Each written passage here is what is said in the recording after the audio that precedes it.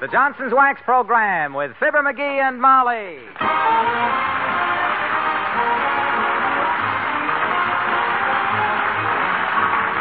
The makers of Johnson's Wax and Johnson's Self-Polishing Glow Coat present Fibber McGee and Molly with Bill Thompson, Gail Gordon, Arthur Q. Bryan, B. Benaderet, and me, Harlow Wilcox. The script is by Don Quinn and Phil Leslie. Music by the King's Men and Billy Mills Orchestra.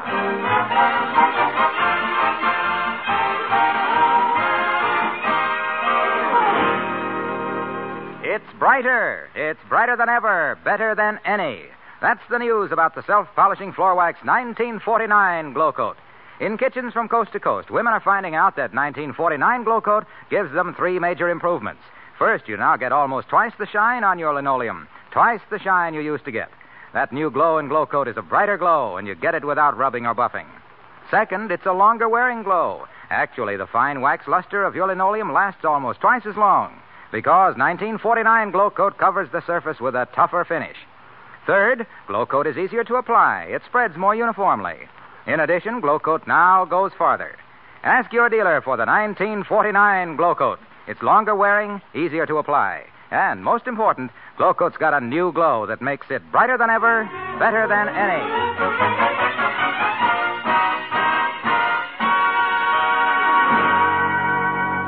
If you know the party who left a 1925 sedan with pleated fenders, 3 flat tires, and all the paint chipped off in front of 79 Wistful Vista night before last, please tell him to come pick it up. Because out at the curb, looking it over for the 4th time and very annoyed about it, are the people who live at 79, Fibber McGee and Molly.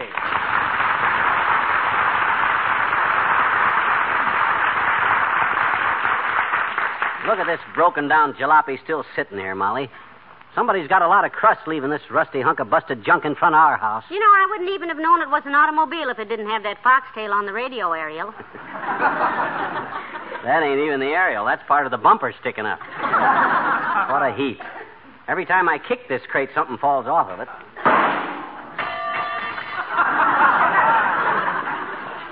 Kick it again, maybe it'll just disintegrate. You know what I got a good notion to do? I got a good notion to call the cops. The cops? Who would you have them arrest, us? Why, of course not. They can hide out in the shrubbery here, and whoever abandoned this old jalopy and left it, when he doesn't come back to pick it up, they can slap the handcuffs on him and the jug like a gallon of cider. See, put him.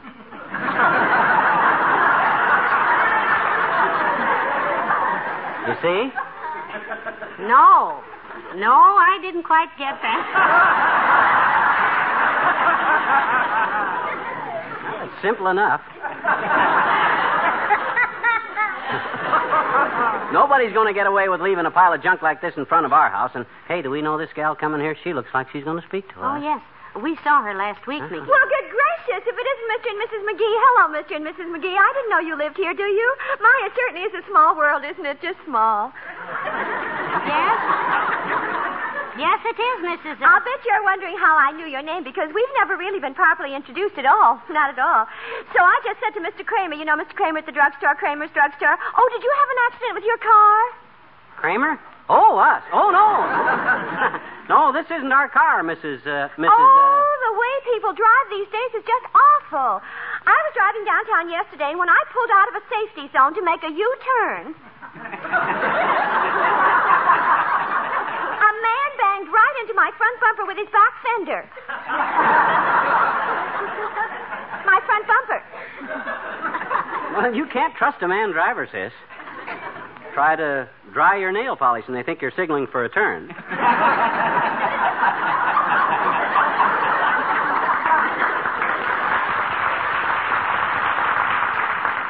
should have heard him scream about one little old fender torn off.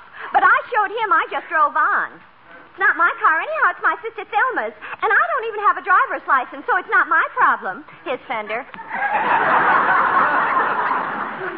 Well, I hope Thelma wasn't angry about her bumper. Thelma? My sister Thelma? Do you know Thelma? Oh, no, we don't know her. We just heard you... I must go tell Thelma I saw you. Oh, it's so nice running into old friends this way, and I do wish you'd call me up sometime, Mrs. McGee. I'm in the phone book, you know. The book. Goodbye. Goodbye, Thelma's sister. You know, I'm beginning to look forward to these little visits with her, Molly. It's so soothing to the nerves when she leaves. She is a little garrulous, isn't she? Yeah, talks too much, too. But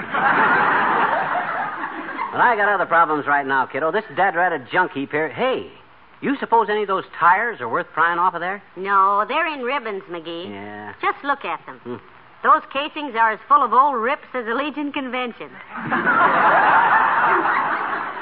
Doggone it, there must be a law against leaving. Oh, look who's here. Hi, old-timer. Hello, Mr. Old-timer. Hello there, kids. Hello, daughter. Hello. Hey, where'd you get the hot rod, Johnny? Looks like you built it yourself. No, this is no hot rod. It's just a pile of junk. It'll never run, son. I can tell by looking at it. You got to take them fenders off and drop the spring hangers, see? Then you tack a pair of chrome jets on the back end, hook up twin pots to the intake, and soup up the deal. Hey. Cut it out. This is just a pile of junk. Hey, where'd you get all that hot rod talk? You been running with that high school crowd? Oh, I still drive a drag now and then, Johnny. Used to drive in all the big races when I was younger. That's all. Had my own crew to take care of my car. One time I had me the greatest grease monkey in the business. Well, what could be so great about a job like that? He was the only grease monkey in town, Johnny, with a tail 2 feet long.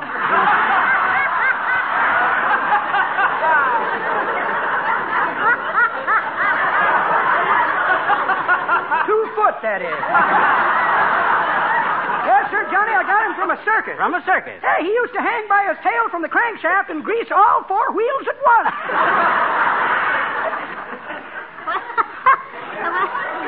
He should have been cheap help, all right. He probably worked for peanuts. That's pretty good, daughter. But I'll ignore it.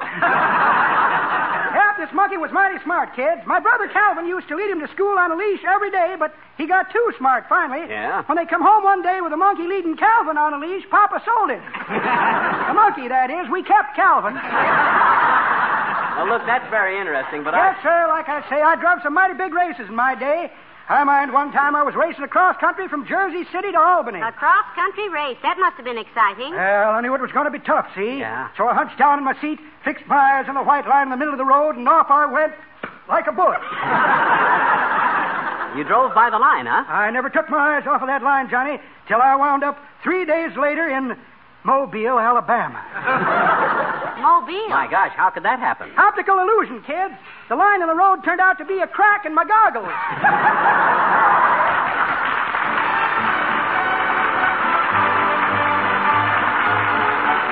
Billy Mills and the orchestra, and brush those tears from your eyes.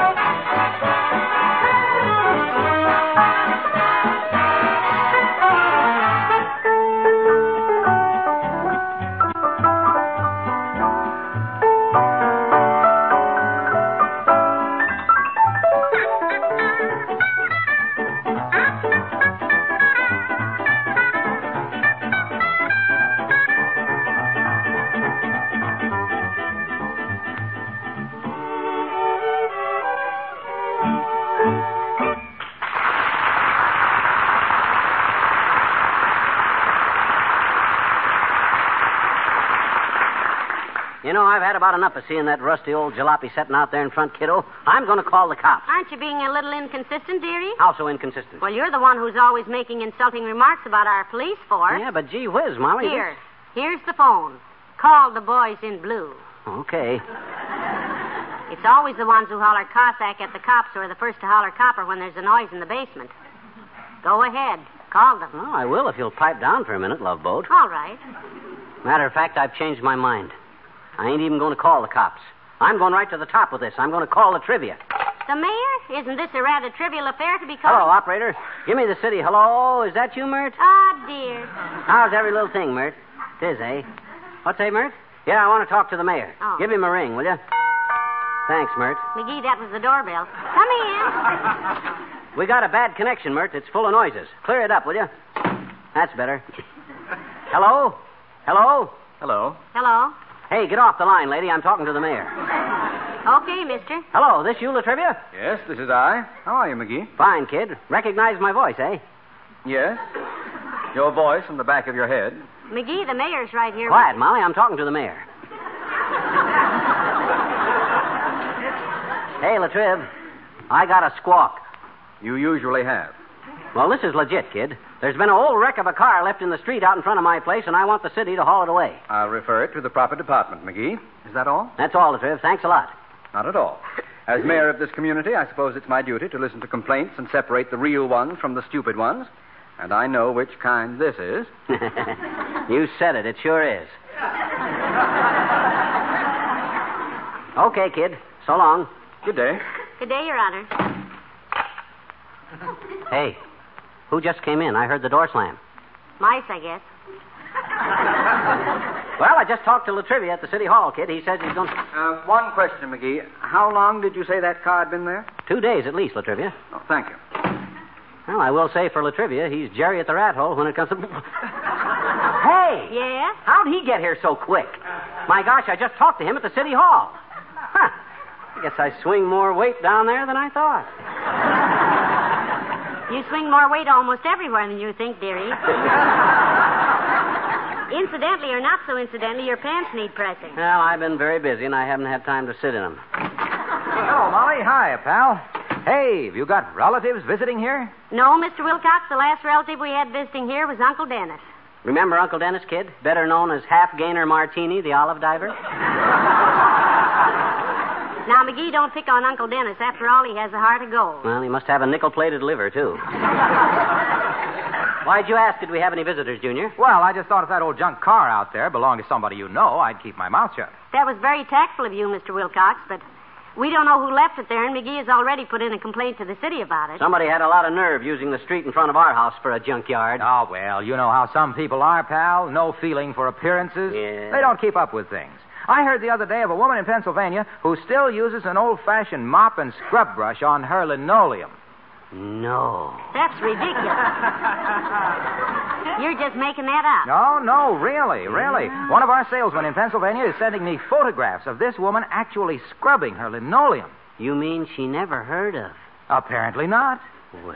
And when our man showed her and her husband how to use Johnson's self-polishing glow coat with the new glow, and how easy it was, and how it dried in 20 minutes or less to a lovely protective gloss without any rubbing or buffing, you know what she did? No. She took the shotgun down off the deer antlers and shot him in the leg. Oh. She shot a wax salesman? Why, that's a misdemeanor. Yeah, it's at least disorderly misconduct. No. No. She didn't shoot the salesman. She shot her husband. Well, she'll have to learn to control those urges, and I speak as one who knows. Well, why did she shoot her husband, Junior? Because he'd always known about Johnson's self-polishing glow coat and had never told her about it. He was afraid if her housework was too easy, she'd have too much leisure to read the catalogs and get to wanting things. Well, good for her. He had it coming. Yeah. Then she sent her husband to the hospital, glow-coated her linoleum again, just for the fun of it, and spent the rest of the week ordering stuff out of the catalog with his $300 accident insurance. Well, I've got to get along. Got to meet my cousin, Big Blowhard Wilcox. Big Blowhard Wilcox. What does he do, Junior? He's a glass blower. He's making me a 40-gallon aquarium. Oh? My guppies just had puppies. See you later.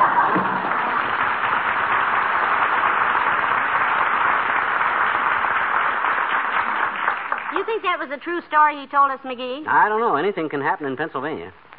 I ever tell you about when I and Milton Spilk were working in a shingle mill in Pennsylvania? You and Milton who? Spilk. Well, sir, one day Milt fell into the machinery and got sliced up pretty bad. Doctor said it was the worst case of shingles he ever saw. What a horrible thing to joke about. Yeah, but on the other hand, why cry over Milt Spilk? Oh. That's why... Hey, where are you going? Upstairs to open the windows. If you hear from the mayor about that car, let me know, dearie. Okay, Tootsie. There goes a good kid. And lucky, too. She knew when she loaned me that $2 to buy our marriage license, she'd get it back. And she will, too. All right. Come in. Hi, mister. Oh, hello there, Teeny. Come in. Okay. Hey, whose awful-looking car is that out there? Gee, is it ever a creepy old crate? Whose is it, mister? Whose is it? Well, I don't know whose it is. If I did, I'd rub his face into it so deep he'd have rusty bolts coming out of his ears for a week. Oh? Somebody dumped that heap there and left it, and I've been trying to get rid of it all day. Oh, boy. I wish me and Willie Toops had that old car. Can we have it, mister? We'll take it, Can we have it, If you can get that thing out of there, sis, you're welcome to it. Oh, boy. What would you and Willie do with it, anyhow? Build a sand pile in the back seat? Oh, no, we'd sell it for junk, mister. Willie's uncle is a junk man. He'd pay us plenty for it. Sell it for junk? Mm-hmm. Oh, my gosh, I never thought of that. Why, the metal alone ought to be worth... Look, sis, I just thought of something. Uh-oh, here it comes.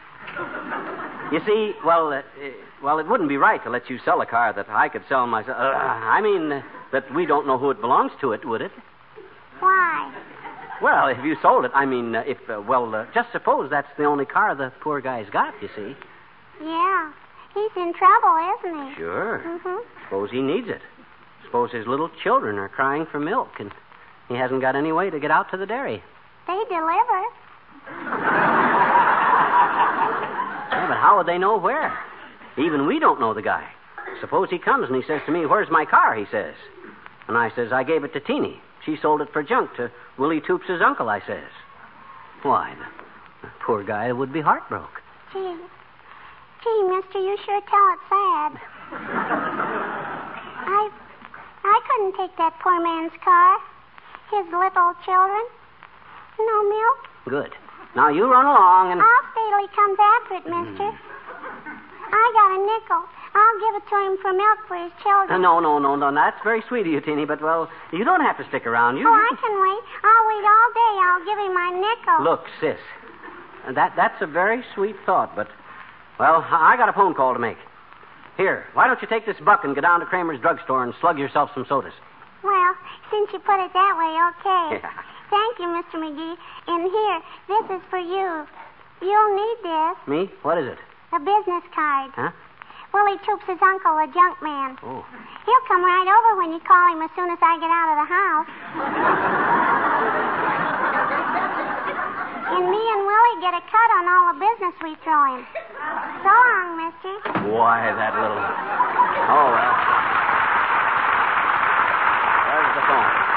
Here's where I make my...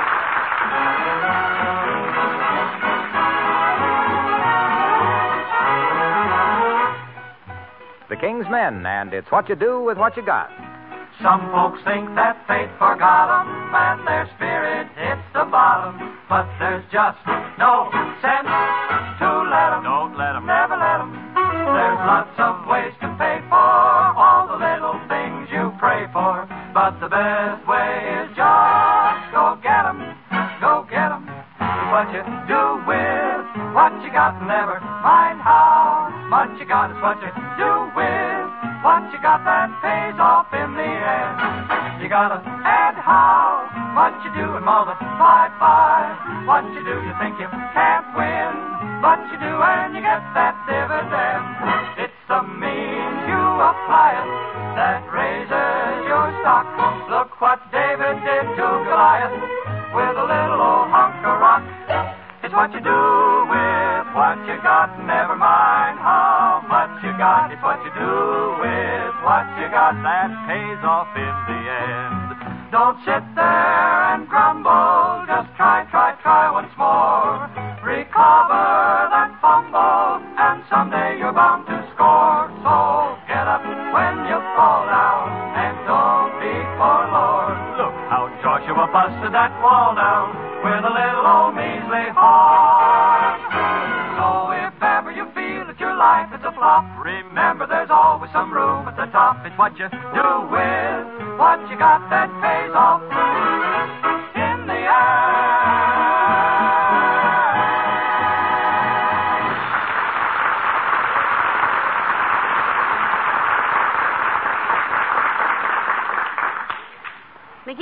staring out the front window for 20 minutes. Has someone come for the old jalopy, I hope? Not yet, but somebody's gonna. Good. Who is it? A junk man, kiddo.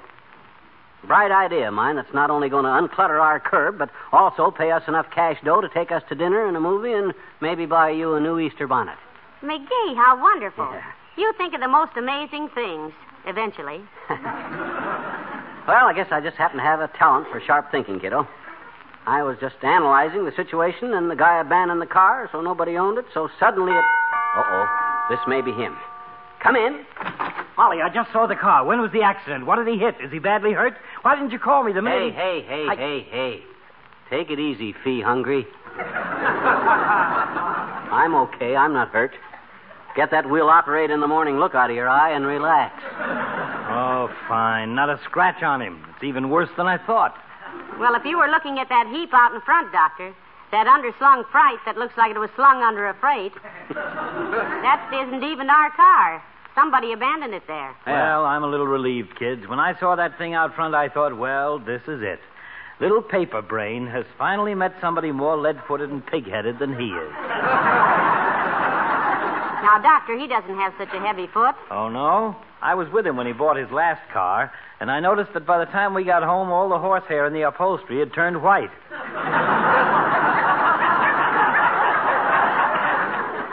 Look who's talking about other people's driving. Who was it that cut that corner too sharp at 14th and Oak, and the door handle chopped 3 brass buttons off the front end of a policeman? Yeah, who was it? Hey, come to think of it, that was me, wasn't it? Yes, it was. In fact, I was telling Miss Tremaine last night. Oh, Fifi Tremaine. How is your romance coming, Doctor? Yeah, how's the race between you and Latrivia coming along, Doc? You both still neck and neck with Fifi? Or won't she sit on the porch swing these cold nights? That, you nosy little gossip hunter, is none of your business. I have been meaning to ask you, though, Molly, if you know anything that's good for removing lipstick. Stop bragging. Lipstick? Well, frankly, Doctor, and this goes clear back to our courtship days, the best lipstick remover I've ever known is McGee. Well, good. One of my patients left hers on my chair, and I've got a smudge on my best pair of slacks. I'll bring them over.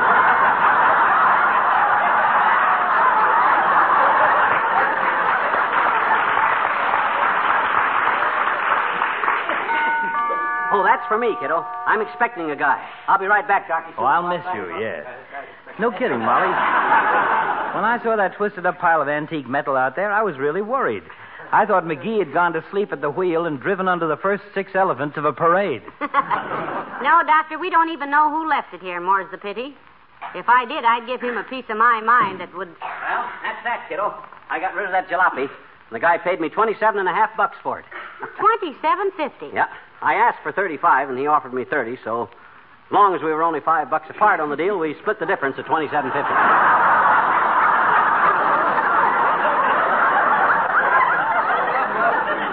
My, what a businessman. Take off your socks, McGee, and let's see if you can count up to 18 on your fingers and toes. Did he pay you in cash, dearie? Now, take a look, Snooky. These ain't dandelion greens. He said, oh, you got to go, Doc? Yes, I have to get over to the hospital. One of the wards is badly ventilated. Well, what can you do about it, Doctor? Patch him up. This is Eddie Ward, one of my interns. Sat on a rake.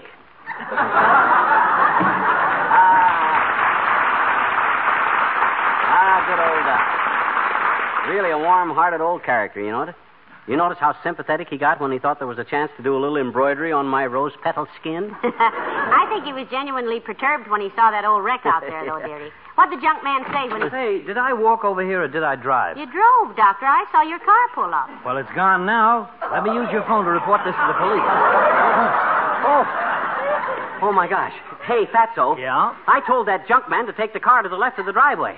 I meant to the left as you face the street. He must have taken the wrong car. Oh, my gosh. Wait a minute, you little bandit. You mean you sold my car to that junk man? Well, chase him. Get him back. Get him over. Hurry, McGee, before they break it up for junk. I can't. I don't know where his junkyard is. Well, what's his name, stupid? Think. Hurry up. I can't. I don't know his name. I gave his business card back to him because he said it was the only one he had. This is terrible. Where'd you get his card, McGee? From the little girl across the... Hey, wait a minute. Hey, Teeny. Hey, sis. Come here a minute. Hi, mister. What you want? What you want? Look, sis, get this. It's important. What's the name of Willie Toops' uncle? The junk man you told me about. What's his name? Why, mister? Because he took my car by mistake, little girl, and if I don't get it back, it'll cost Mr. McGee $1,000. Oh, boy. Hey, Willie, come here a minute. There's a deal cooking. Well, Mr. McGee, let's talk business.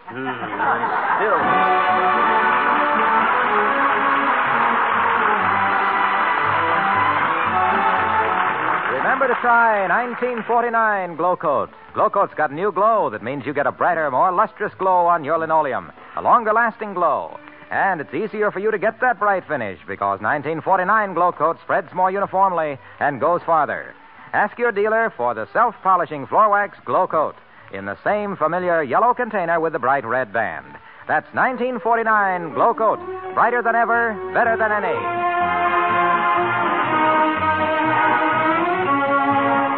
Well, thank goodness Dr. Gamble got his car back before they did anything to it, dear. Yeah, and just in time, too. You know, the junk man was a patient of Doc's, and his wife was expecting a baby any minute. Oh, really? Yeah, so when they located Doc's car, the junk man jumped in it and delivered Doc right to the hospital himself.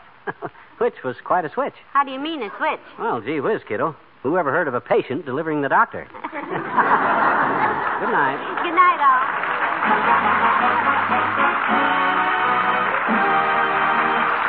The makers of Johnson's Wax and Johnson's Self-Polishing Glow Coat, Racine, Wisconsin, and Brantford, Canada, bring you Fibber McGee and Molly each week at this time. Be with us again next Tuesday night, won't you?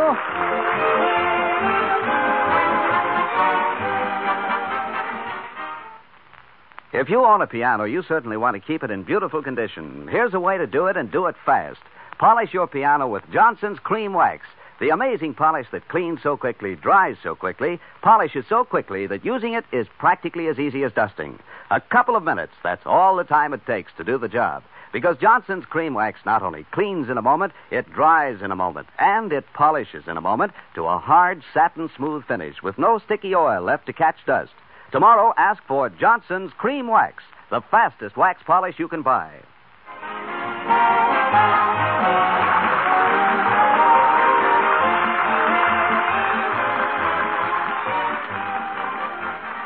This is NBC, the national broadcasting company.